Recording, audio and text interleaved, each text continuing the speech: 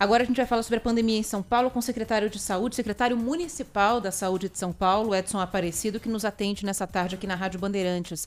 Secretário, bem-vindo e boa tarde. Oi, secretário. Paula, estou à disposição de vocês. Obrigado por nos atender mais uma vez, secretário. Vamos lá. É claro que falaremos do passaporte da vacina, né? O passaporte que foi anunciado ontem pelo prefeito teria obrigatoriedade do cidadão mostrar ali o cartão de vacinação para entrar em bar, restaurante e outros estabelecimentos. E logo depois houve uma nova manifestação dizendo que seria diferente, que a exigência valeria somente para os grandes eventos. O que é que mudou aí no meio do caminho, hein, secretário? Vocês entenderam que seria difícil passar a responsabilidade, por exemplo, de fiscalização para o dono do bar, para o dono do restaurante, para o dono da padaria e aí por diante? Foi mais ou menos nessa linha ou não? Bom, Joel, esses equipamentos hoje, esses estabelecimentos já funcionam na cidade, lógico, obedecendo aí determinadas regras da vigilância sanitária, então, portanto, não haveria nenhuma necessidade de estabelecer, a partir de agora, um passaporte para que as pessoas pudessem frequentá-los. Na realidade, nós sempre discutimos a questão do passaporte da vacina para os grandes eventos que devem retornar agora de forma como teste em outubro e depois de maneira definitiva em novembro. Então, sempre discutimos a questão do passaporte da vacina para jogos de futebol, shows de música, feiras e congressos, né? Para esse tipo de evento, né? Nós vamos utilizar a plataforma nossa, o e-Saúde, que contém todo o registro vacinal das pessoas. Vamos disponibilizar para os patrocinadores o QR Code, onde poderá ser lido, então, né, no celular da pessoa, de forma digital, a comprovação da sua vacina e aí dando a oportunidade, a possibilidade da pessoa poder adentrar nesses locais. Nos locais que hoje já funcionam, o que nós estamos colocando é como recomendação. Eventualmente, mais à frente, eu acredito, inclusive, que com o passar do tempo, né, as próprias pessoas, as pessoas que utilizam essas áreas, gostariam de saber se quem está frequentando já está vacinado. Mas não é obrigatório. A obrigatoriedade vai ser no protocolo que a gente deve emitir, inclusive, até sexta-feira, para esses eventos que vão retornar na cidade, primeiro em forma de teste em outubro, depois de forma definitiva no mês de novembro. Entendi, é porque seria preocupante mesmo. Se coloque na posição de um dono de bar, por exemplo. Ali na porta, os cidadãos entrando e, de repente, um cara é barrado, um cara que não tomou a vacina. O sujeito fala, não, eu quero entrar no bar. Você não vai entrar, não pode entrar. Então é uma transferência de responsabilidade delicada. Isso poderia causar algum transtorno, alguns problemas, inclusive arriscado. É diferente, por exemplo, de um grande evento, como o senhor disse. Pois não, Ana? Agora, o senhor comentou, secretário, que existe uma possibilidade, uma ideia de tornar esse passaporte algo definitivo para a cidade a partir de outubro, de novembro. Nesse período do ano, a gente já deve ter uma boa parcela da população, quem sabe todo mundo, já com a segunda dose aplicada. A intenção da prefeitura é fiscalizar principalmente essa segunda dose, fazer com que as pessoas retornem para tomar a segunda dose porque vão ter a necessidade de apresentar esse comprovante? A pessoa que está dentro do período que deveria ter tomado as 2 doses, ela tem que provar que tomou as 2? Não, a regra geral vai ser, no primeiro momento, a aplicação de uma dose. Nós acreditamos, Joel e Ana Paula, que até meados de outubro nós já tenhamos na cidade de São Paulo 70% a 75% da população com a segunda dose aplicada. Nós queremos chegar ao final de novembro com toda a população da cidade com 2 doses aplicadas. Mas, por enquanto, este passaporte para este retorno, primeiro para eventos, como eu disse, em outubro, depois para eventos definitivos a partir do mês de novembro, será com uma dose. Obviamente, depois que nós complementarmos todo esse processo de vacinação de segunda dose, né, seria importante o condicionamento da segunda dose. Mas, neste momento, a condição será apenas a aplicação da primeira dose. Secretário, é claro que a vacina que é aplicada nas pessoas da melhor idade, ela tem uma manifestação diferente da vacina que é aplicada no jovem. Os anticorpos caem antecipadamente em relação aos jovens. Caem primeiramente nas pessoas da melhor idade em relação aos jovens. Porque o sistema imunológico do jovem ele é mais robusto. Então permite que os anticorpos fiquem presentes ali por um tempo maior. Os idosos foram vacinados lá atrás, foram os primeiros a serem vacinados. O senhor viu que lá no Rio de Janeiro já farão a aplicação da terceira dose, ou com a Pfizer ou com a AstraZeneca, né? O que é que a Prefeitura da cidade de São Paulo pensa a respeito disso?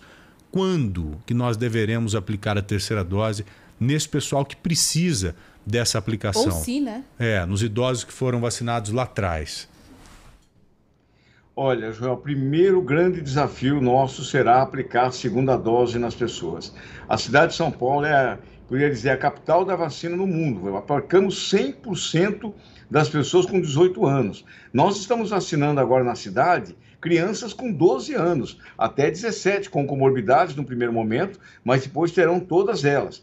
A complementação da imunização é imprescindível, aplicarmos a segunda dose. A questão da terceira dose, eu tive a oportunidade, inclusive, de conversar com o ministro Marcelo Queiroga há 2 semanas. A Anvisa e o Ministério, o PNI, estão estudando esta questão. Já há realmente estudos mais avançados que mostram que aqueles profissionais de saúde idosos que receberam a vacina logo no início do processo de vacinação já teriam que, eventualmente, iniciar uma dose de reforço, mas isto também depende da disponibilidade da vacina, né? E isso nós precisamos fazer, Joel, de maneira articulada com o Ministério. Não adianta a gente começar um processo de vacinação de reforço em alguma faixa etária sem termos completado, por exemplo, a vacinação de segunda dose em pessoas que ainda precisam ser imunizadas completamente, né? Isso precisa ser feito de forma articulada, com o direcionamento, né, junto com o Ministério, junto com a Secretaria Estadual de Saúde. O nosso esforço agora, nós recebemos hoje 189 mil doses da AstraZeneca. Estamos vacinando, Joel, pessoas de 35 a 40 anos aqui na cidade. Então, nós precisamos rapidamente completar o processo de imunização, proteger de forma completa e aí, sem dúvida nenhuma, partirmos para essa dose de reforço. Mas isso precisa ser feito de forma planejada, para não se começar a fazer e depois parar, ou eventualmente fazer uma dose de reforço, enquanto ainda parcela da população não foi sequer vacinada completamente, né? Então, precisamos, sim, caminhar nesse sentido, mas de forma articulada com o PNI e também com a Secretaria Estadual de Saúde.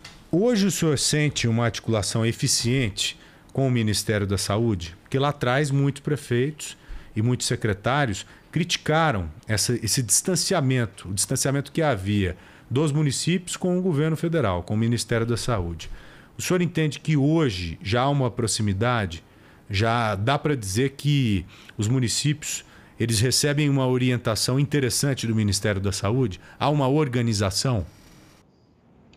Olha, João, nós não tínhamos nenhum diálogo com o ex-ministro, né? Que nunca sequer pegou o telefone para fazer uma ligação com a maior cidade do país, que foi o epicentro da pandemia num primeiro momento e depois foi exemplo de combate à pandemia. Nós sempre tivemos uma ótima relação do nosso corpo técnico com o corpo técnico do Ministério. A entrada do ministro Marcelo Queiroga foi uma mudança muito significativa nesse diálogo, nessa construção coletiva, tanto aqui conosco, né, com a Prefeitura da Capital, com outros municípios, também com o secretário estadual de Saúde. Houve sim uma mudança efetiva, né? Tanto é que nós estivemos discutindo, o prefeito Ricardo Nunes e eu, com o ministro Marcelo Queiroga, a manutenção dos leitos de UTI abertos na cidade para a Covid, para que eles permaneçam no tratamento do pós-Covid, e o que ele concordou imediatamente, né? Então, realmente houve uma mudança muito significativa de diálogo, de construção, nesse período agora mais recente com o ministro Marcelo Queiroga. Que bom, que bom. Agora, secretário, em relação aí à vacinação dos adolescentes, né, que o senhor citou, e claro que esse tem que ser um dos nossos assuntos, porque a gente sabe que a adesão ainda continua muito baixa, né, ainda está bem longe, né, do que era estimado pela Secretaria Municipal da Saúde. A Prefeitura anunciou uma busca ativa que começa hoje, né? Então, ir, por exemplo, aos locais onde esses adolescentes fazem tratamento. A gente conversou com algumas dessas entidades, com uma delas, por exemplo, a ACD, que ainda não tinha recebido informações de como essa busca ativa vai funcionar. Então, queria que o senhor falasse com a gente a respeito disso. Se isso já está organizado, se isso já está acontecendo e qual que é o tamanho da preocupação da Secretaria Municipal da Saúde com a dificuldade, né, para fazer esses adolescentes serem imunizados. Olha, Ana Paula, quando nós também iniciamos a vacinação das pessoas adultas com comorbidades, num primeiro momento nós também tivemos alguma dificuldade.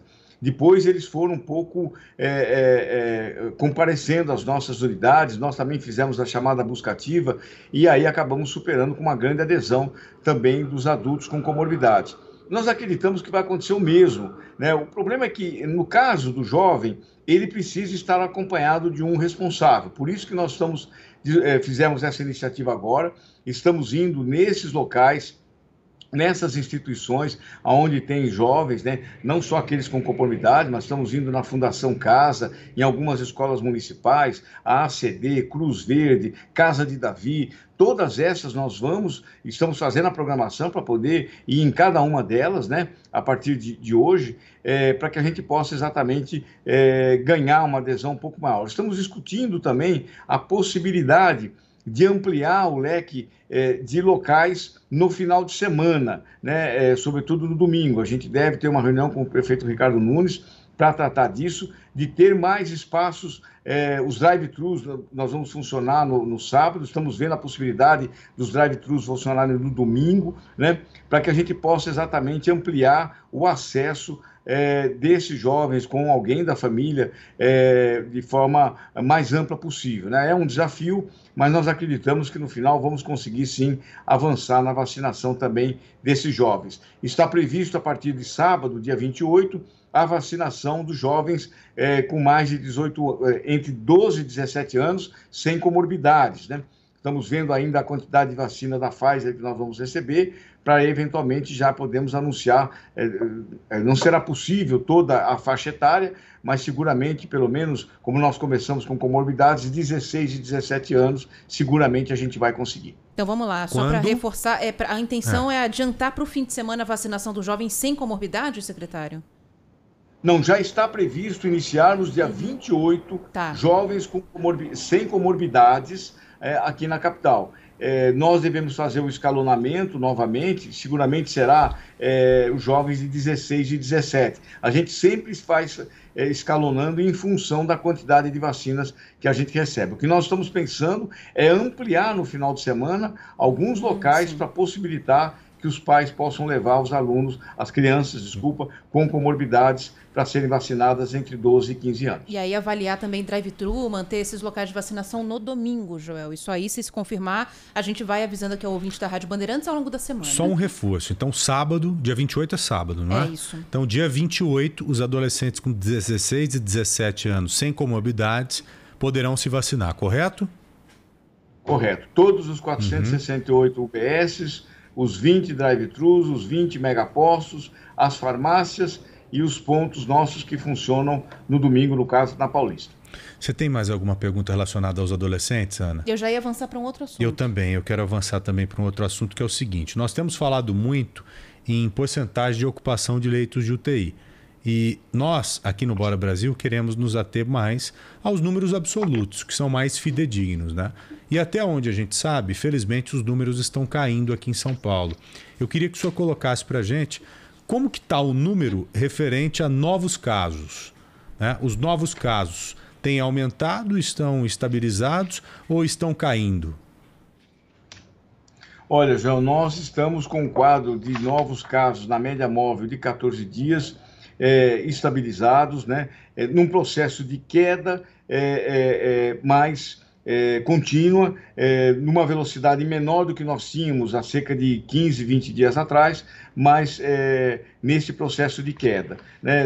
As internações, o reflexo é o mesmo, 33% os leitos de UTI, 22% os leitos de enfermaria, 26% os leitos de enfermaria. É o menor índice em 9 meses de internações aqui na cidade de São Paulo, por isso, inclusive, que nós estamos estudando o processo de reversão, Joel, dos nossos hospitais. Estamos fazendo um planejamento para anunciar rapidamente aí a reversão de hospitais na cidade que estavam dedicados à Covid, para que a gente possa dar o atendimento à população, a todo o processo de cirurgias eletivas que nós já retomamos nos nossos hospitais dia. Então, essa é a chave que a gente deve virar logo mais. Felizmente, né, vamos manter um conjunto de leitos para atendimento Covid, que dê segurança para atendimento a toda a população, mas a gente precisa agora começar a virar a chave dos hospitais para que a gente avance no atendimento da população que tem as suas comorbidades, os seus problemas que não estão relacionados à pandemia. Indicativo muito bom esse dos números de novos casos continuarem caindo, né? É um indicativo interessante porque esse é o primeiro número a variar, ou para subir ou para descer. E depois as consequências aparecem. Por exemplo, mais casos, mais internações e mais mortes. Então, se os novos casos continuam caindo, é porque os outros índices continuarão caindo também. E veja só que ponto chegamos. 33% de ocupação de leitos de UTI e 26% de ocupação de leitos de enfermaria. Ainda bem, né? Ainda bem. Agora, uma das maneiras da gente conseguir controlar essa situação toda é com testagem, né, secretário? E hoje saiu já no Diário Oficial da Prefeitura um decreto que prevê a redução do tempo para que o exame RT-PCR na rede pública fique pronto, né? O resultado que deveria sair em até 72 horas, agora deve ser disponibilizado em 48 horas. E aí eu queria saber, secretário, entender na prática como é que isso vai ser feito, como que vai ser feita a organização para que esses testes sejam apresentados de maneira mais rápida e que tipo de orientação que a partir de agora passa ou será passada para o paciente para que ele se apresente, colha esse exame, como que essa mudança vai funcionar?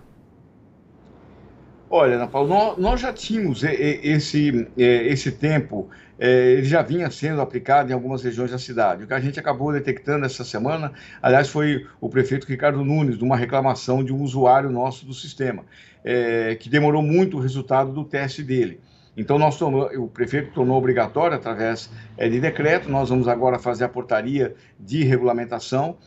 No máximo em 48 horas nós teremos o resultado do teste. Isso, agora a gente uniformiza isso em toda a cidade. Por que isso é importante? Porque nós estamos fazendo um monitoramento das pessoas com sintomas respiratórios na cidade, né? Exatamente para que a gente possa fazer não só o acompanhamento, né, da circulação das novas variantes da cidade, poder sequenciá-las e, ao mesmo tempo, acompanhar essas pessoas que são sintomáticas, testá-las, né? Nós estamos distribuindo a máscara N95 para esses sintomáticos respiratórios, para todos os seus contactantes. Então, fazer um processo de testagem sempre mais rápido é mais eficiente no sentido do planejamento do enfrentamento da pandemia. Mas para isso vai ser necessário mais algum investimento da Prefeitura, secretário? Alguma mudança em como esses testes são feitos para padronizar vai ser necessária?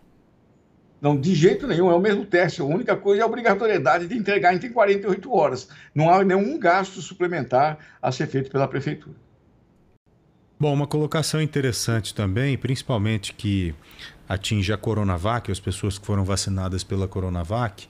Não sei se o nosso ouvinte já tem ciência, que a Espanha, por exemplo, já está aberta ou se abrirá logo mais para os brasileiros vacinados. Com qualquer independente vacina da vacina. Exatamente. Brasileiro que tomou a Coronavac, as 2 doses, poderá entrar na Espanha, assim como o brasileiro que tomou a Pfizer, AstraZeneca e Janssen. Uma notícia muito legal, porque todas as vacinas usadas aqui no Brasil, é claro, foram autorizadas pela Anvisa e também estão chanceladas pela OMS. Conversamos com o secretário municipal de saúde, o Edson Aparecido, que nos atendeu nessa terça-feira. Mais alguma colocação, Ana? Era Desculpe. isso mesmo, só agradecer aqui ao secretário. Então tá bom. Secretário, muito obrigado, viu, por nos atender novamente. Boa tarde. Boa tarde, um grande abraço a vocês. Um abraço ao senhor também, até breve.